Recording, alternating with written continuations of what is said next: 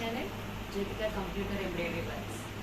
ఈరోజు నేను టైలరింగ్ రాకపోయినా వర్క్స్ చేయొచ్చా, ఎంబ్రాయిడరీ వర్క్ చేయొచ్చా అని చాలామందికి డౌట్స్ ఉన్నాయి. నన్ను చాలామంది కామెంట్స్లో కూడా అడుగుతున్నారు. దాని గురించి ఇవాళ వీడియో చేద్దాం అనుకుంటున్నాను.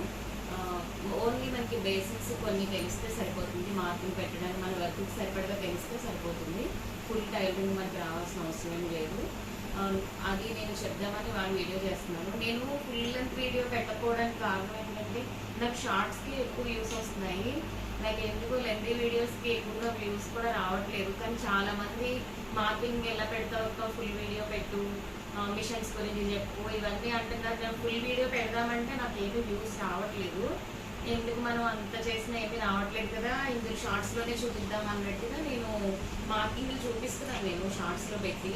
కానీ మాట్లాడితే అర్థమవుతుంది, నాకు మాట్లాడాలని ఉంది. కానీ నేను మాట్లాడే వీడియోస్కి ఎక్కువగా వ్యూస్ రావట్లేదు. సరే, అడుగుతున్నారు కదా, వ్యూస్ వచ్చినా రాకపోయినా చెప్దామన్న ఉద్దేశంతో ఈరోజు స్టార్ట్ చేస్తున్నాను. ఓకేనంటే అయితే లేట్ చేయకుండా ఇప్పుడు ఎలా వీడియో మనం టైలరింగ్కి రాకపోయినా మార్కింగ్ ఎలా పెట్టాలనేది ఇప్పుడు చెప్దాము. ఇప్పుడు చూపిస్తాను నేను. నాకు కూడా బేసిక్గా అయితే నాకు టైలరింగ్ రాదండి స్టార్ట్ చేసేటప్పటికి. అంటే ఇప్పుడు కాదు, నేను 4 years బ్యాక్ కదా స్టార్ట్ చేశాను. అప్పటికైతే అస్సలు నాకు టైలరింగ్ అనేది రాదు. నేను అనుకున్నాను ఓన్లీ యూట్యూబ్లో చూసేసి నేర్చేసుకుందాము, లేకపోతే కొంతమంది ఫ్రెండ్స్ మనకి టైలర్స్ ఉంటారు కదా, వాళ్ళందరినీ ప్రతిరోజు వాళ్ళని అడిగి ఒక్కొక్క బ్లౌజ్ పట్టుకెళ్ళి మార్కింగ్ పెట్టించుకొచ్చేసి వర్క్ మనం చేసేసుకోవచ్చు అని అనుకున్నాను. కానీ అది కరెక్ట్ కాదు కదా. ఎంత ఫ్రెండ్స్ అయినా కానీ మనకి 1 రోజు 2 రోజులు అయితే వాళ్ళు ఓకే అని చేస్తారు. కంటిన్యూస్ మనం బ్లౌజెస్ పట్టుకెళ్ళి వాళ్ళు మార్కింగ్ పెట్టమంటే అది కరెక్ట్ కాదు కదా. సరే అని ఒకటి ట్రై చేశాను నేను, నా బ్లౌజ్ ఒకటి పెట్టుకుని. అది పర్ఫెక్ట్గా బాగానే వచ్చింది అని చెప్పి టైలర్ చెప్పారు. ఇంకా ఆవిడకి వెళ్ళి చూపించాను, ఇలా పెట్టాను, ఇలా వర్క్ చేశాను, నా మెజర్మెంట్స్ ఎలా ఉన్నాయో అని అడిగాను. అంతే, బాగా పెట్టావు, ఇలాగే వెళ్ళిపో అని అన్నది ఆవిడ. అంతే, మళ్ళీ వెనక్కి తిరిగి చూడలేదు. ఎప్పుడైనా చిన్న చిన్న మిస్టేక్స్ వస్తే స్టిచ్చింగ్ చేసేవాళ్ళు మేడం ఇది ఎలా పెట్టండి అలా పెట్టండి అని చెప్తున్నారు, అలా వెళ్ళిపోతుంది అంతే తప్ప పెద్దగా మిస్టేక్స్ అయితే రావలేదు. అదే పద్ధతి ఇప్పుడు ఎవరైనా కొత్తగా పెడతాం అనుకునే వాళ్ళు టైలరింగ్ రాదు అని మానేస్తున్నారు కదా, అలా మానద్దు. నేనైతే టైలరింగ్ రాకపోయినా చేస్తున్నాను కదా, చూపిద్దామన్న ఉద్దేశంతో స్టార్ట్ చేస్తున్నాను. ఓకేనా. ఇప్పుడు ఈ బ్లౌజ్ ఒకటి ఫిట్టింగ్ చేస్తాను ఫ్రేమ్కి. దీనికి మార్కింగ్ ఎలా పెట్టాలో నేను చూపిస్తాను. చాలా ఈజీ మెథడ్లో చేసుకుంటే మనకి అంత ఇబ్బంది అనిపించదు. ఫస్ట్ వచ్చి బ్లౌజ్ ఇలా పట్టుకొని ముందు ఈ వెడల్పు చూసుకోవాలి.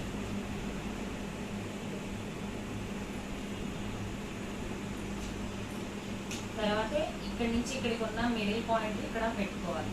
ఇది కరెక్టో కాదో టైలరింగ్స్కి అయితే ఇది తప్పు అనిపిస్తుంది.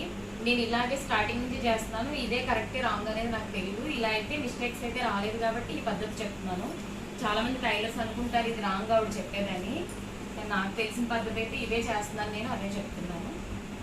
ఫస్ట్ ఈ బ్లౌజ్ పొడవు కూడా ఇలా చూసుకోవాలి.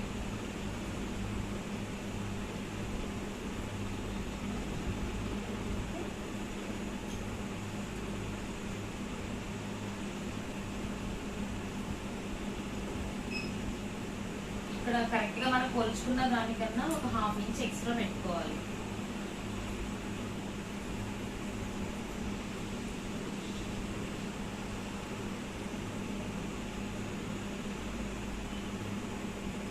తర్వాత ఇలా ఫోల్డ్ చేసుకుని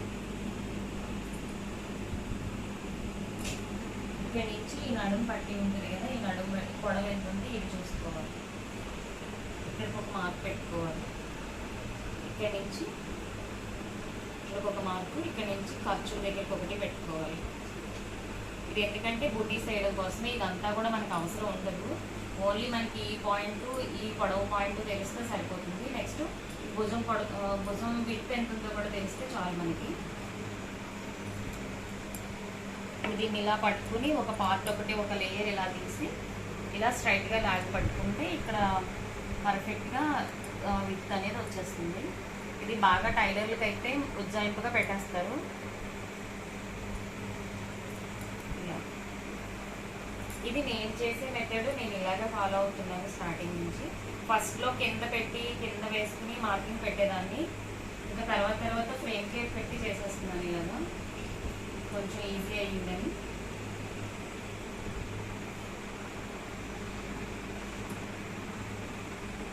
ఇదంతా కూడా మనకి పర్ఫెక్ట్గా పెట్టవలసిన అవసరం లేదు. మనకి ఈ విత్తు ఇక్కడ వరకు deep, neck deep, full body పొడవు ఉంటే చాలు, సరిపోతుంది. ఇదంతా దేనికోసమనంటే మనం బుటీస్ వేస్తాం కదా, బ్యాక్ అంతా బుటీస్ వేసినప్పుడు కటింగ్లో పోకుండా ఉంటాయని చెప్పేసి అలా వేస్తాం.